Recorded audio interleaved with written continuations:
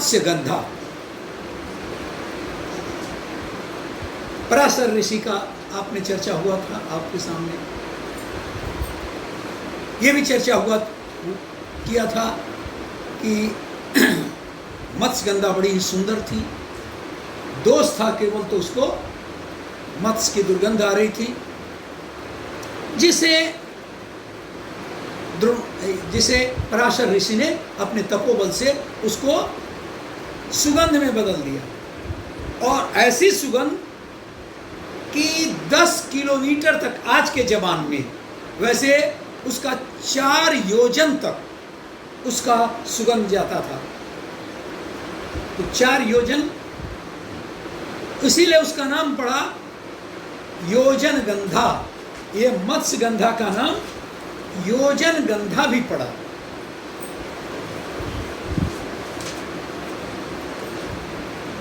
वस्तुतः उसका नाम था सत्यवती।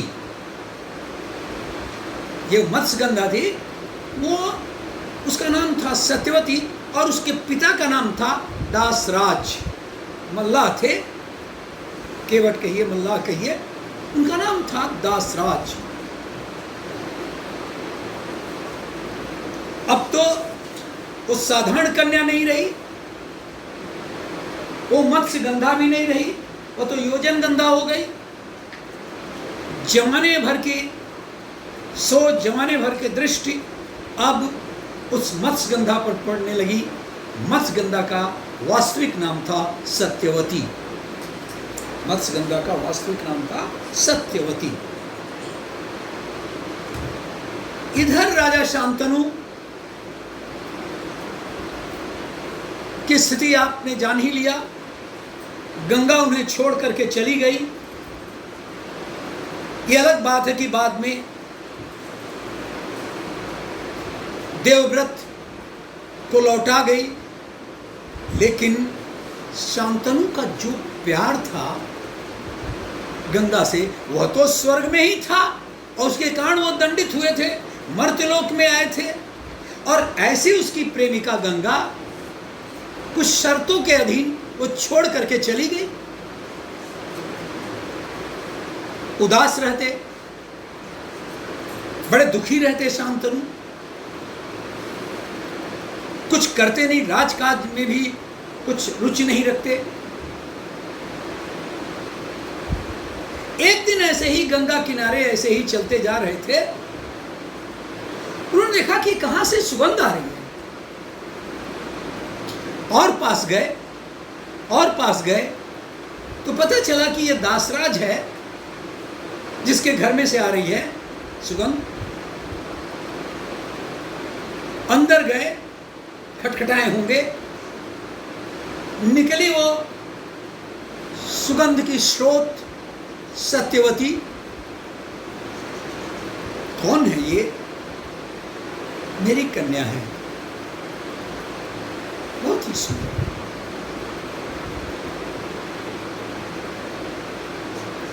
जो आदमी आतुर रहता है और वासना के अंतर्गत आतुर रहता है, उसमें विवेक का भी क्षय हो जाता है,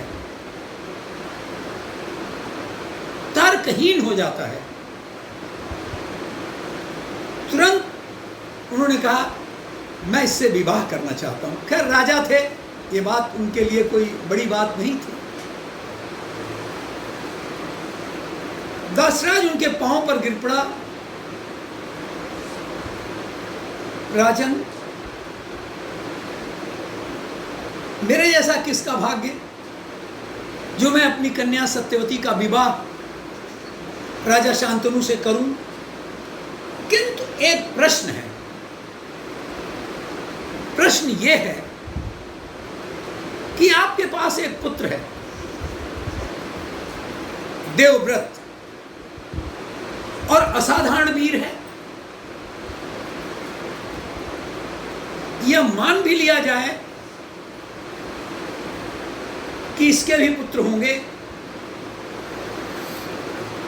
लेकिन वह इतने वीर हैं, एक साथ पूरी सेना को पराजित कर सकते हैं।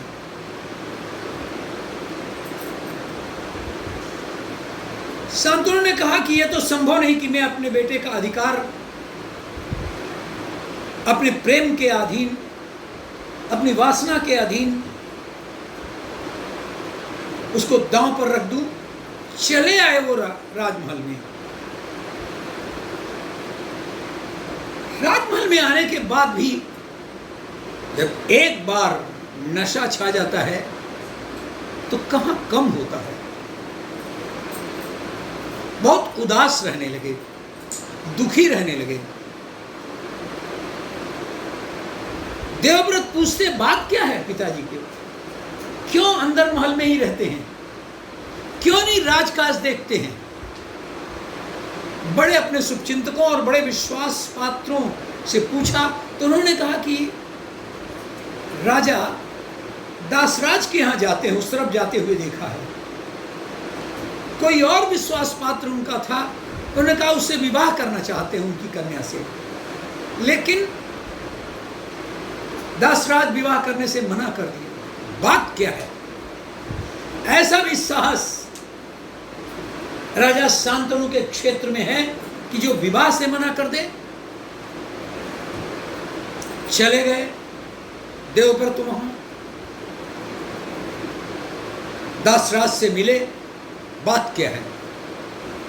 कोई बात नहीं, मेरे लिए तो भाग्य की बात है, लेकिन मैंने कहा कि आपका एक पुत्र भी है देवव्रत, और वह इससे होने वाले संतानों को पराजित करके स्वयं सत्ता हथिया लेगा। इसलिए मैंने एक ही शर्त रखी